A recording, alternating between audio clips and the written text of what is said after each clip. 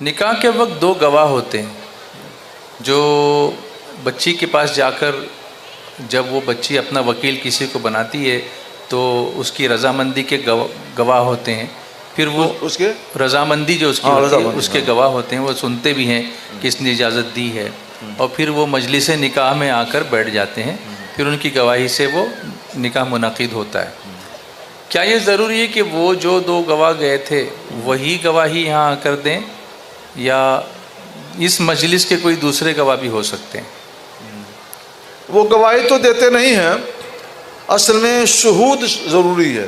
جی، یعنی حاضر ہونا، مسجد نکاح میں حاضر ہونا یہ ضروری ہے. جی، تو مجلس میں جتنے لوگ بھی موجود ہیں، حاضر ہیں، جی، وہ سب کے سب نکاح کے گواہ ہیں. جی، فرق یہ ہے کہ وہ دونوں نامزد گواہ ہیں. نامزد ہیں. دونوں فریقوں نے ان کو نامزد کر دیا ہے تو وہ دونوں نامزد گواہ ہیں. اور بقیہ محفل والے جی یہ غیر نامزد گواہ ہیں. جی، گواہ یہ بھی ہے اور گواہ وہ بھی ہیں. جی، انہیں اس کی ضرورت یہ پیش آتی ہے کبھی میاں بیوی میں اختلاف ہو گیا. مثلا شوہر کہتا ہے کہ میرا تو اسے نکاح ہی نہیں ہوا ہے. جی، تبھی محفل والے جا کر جج کے سامنے گواہی دیں گے نہیں میں موجود تھا اور اس مجلس میں اس نے نکاح کیا ہے اور ایجاب و قبول ہوا ہے، میں گواہی دیتا ہوں. جی، عام طور پر ضرورت نہیں پیش آتی ہے.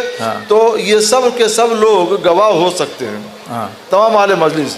اور خاص طور پر جو نامزد گواہ ہیں وہ بھی گواہ ہو سکتے ہیں. تو اس لیے نکاح اس طور پر کیا جائے کہ نامزد گواہوں اور حاضرین مجلس کی موجودگی میں نے یہ نکاح کیا. لیکن جو حاضرین جو گواہ بنتے ہیں وہ تو اس مجلس کے ہوتے ہیں جہاں ایجاب و قبول ہوتا ہے لڑکے کا، مگر جہاں لڑکی نے اجازت دی ہے وہاں تو یہی دونوں گواہ ہوں گے. تو یہ اس صورت میں لڑکی اگر کہہ دے کبھی کہ میں نے تو اس کو وکیل نہیں بنا تھا، اس لیے کوئی میں نے کہا پڑھایا، تو اب یہ دونوں گواہی دیں گے کہ نہیں میرے سامنے کی بات ہے، اس لڑکی نے وکیل بنایا. اچھا. لیکن عام طور پر ایسا ہوتا نہیں ہے. جی، میری تو اچھی خاصی عمر ہو گئی، میں 67 سال الحمدللہ میرا پورا ہو رہا ہے، اور 15 سال کے بعد سے میں فتاویٰ لکھنا، بتانا، احکام بتانا میں شروع کیا ہے. لیکن آج تک کبھی ایسی کوئی نوبت نہیں آئی. جی، جی.